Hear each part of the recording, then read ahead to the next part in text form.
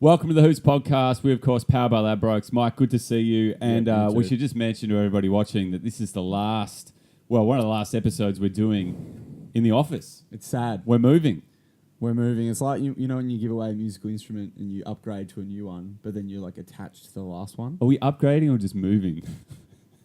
I thought this is an upgrade. Yeah, we'll call it an upgrade. Yeah, it's definitely an upgrade. We're getting new mics and everything. Yeah, so we're moving. We're going to a new studio, which kind of got us thinking about some of the moves that have happened this year in the NBA. What a segue that was.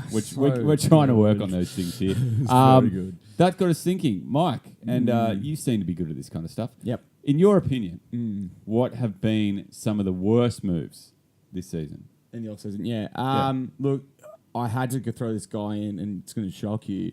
It wasn't from this season, but he's come back this season. Gordon Hayward.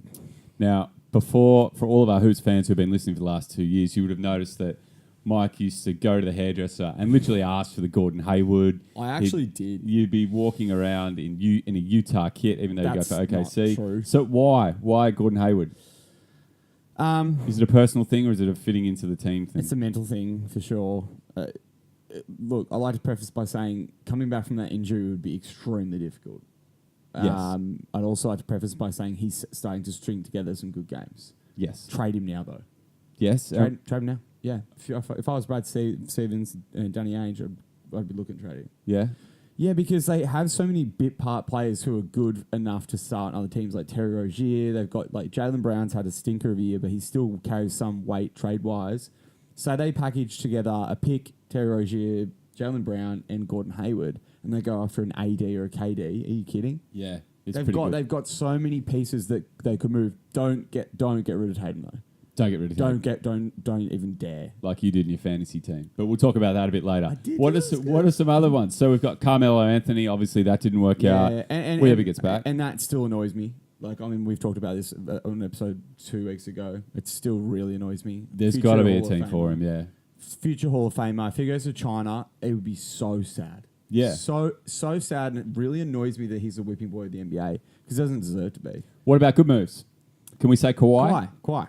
Yeah. Kawhi's by so far. I mean, I'd almost go as far as saying he's rejuvenated the franchise. Like, in a way. In a way, because it started to get a bit stale that they would get to the Eastern Conference Finals and get knocked out, and they had the same list. They were like Washington. They were a broken record. You knew what was going to happen every single year. Whether they've just mixed everything up and it's and God, it's working. Has that been the best move? Good tool. Yeah, easily. What about LeBron?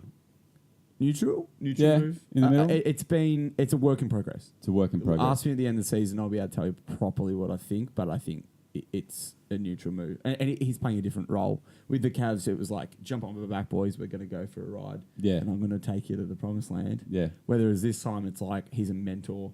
He sits back, he directs the team, he's got this... I'm going to say it also. Are the Lakers the most weirdly set up team ever this year? Yeah, it's odd. They're odd.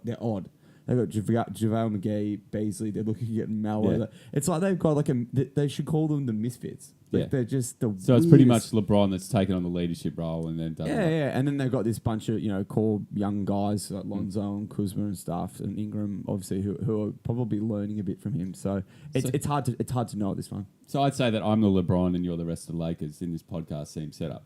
The leader, natural born It wouldn't be a Hoops episode without a bit of a stab at me. So that's fine. Hey, tell us what you think. Who have been the best moves and, the moves that haven't really worked out so far and some of the moves that have. And it's a good question. Yeah, good question. And, we're going to miss this little studio, aren't we? Sad times. You're on Hoops. You're on Hoops. We'll see you next time.